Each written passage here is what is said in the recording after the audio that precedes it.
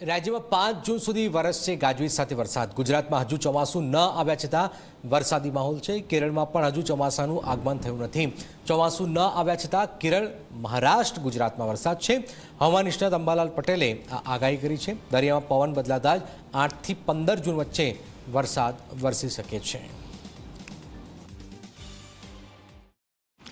અત્યારે રોહિણી નક્ષત્રનો વરસાદ ગાજવીજ સાથે લગભગ પંચમહાલના ભાગોમાં થવાની શક્યતા રહે છે, વડોદરાના ભાગોમાં થવાની શક્યતા રહે છે, સાબરકાંઠા, હિંમતનગરના ભાગોમાં પણ ગાજવીજ સાથે ક્યાંક ભાગમાં વરસાદ થવાની શક્યતા રહે છે.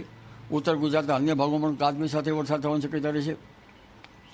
દક્ષિણ ગુજરાતના નવસારી, વલસાડ વગેરે ભાગોમાં પણ ગાજવીજ સાથે વરસાદ થવાની શક્યતા રહે છે. દક્ષિણ સૌરાષ્ટ્રના કેટલાક ભાગોમાં પણ ગાજવીજ સાથે વરસાદ થવાની શક્યતા રહે છે.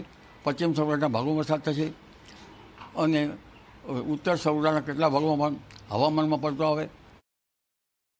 હજુ ભારતના દક્ષિણ છેડે કેરળ વગેરે કાંઠે ચોમાસાની પુષ્ટિ થઈ નથી.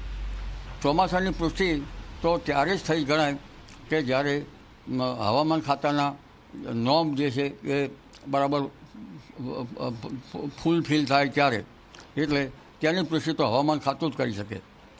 પરંતુ હવે ધીરે ધીરે અરબ સાગર સુધી તો જે વાયુના પ્રવાહો આવવાની શક્યતા રહે છે અને ચોમાસાનું સેટ હજુ અરબ સાગરના ભાગ સુધી તો આવવાની શક્યતા રહે છે.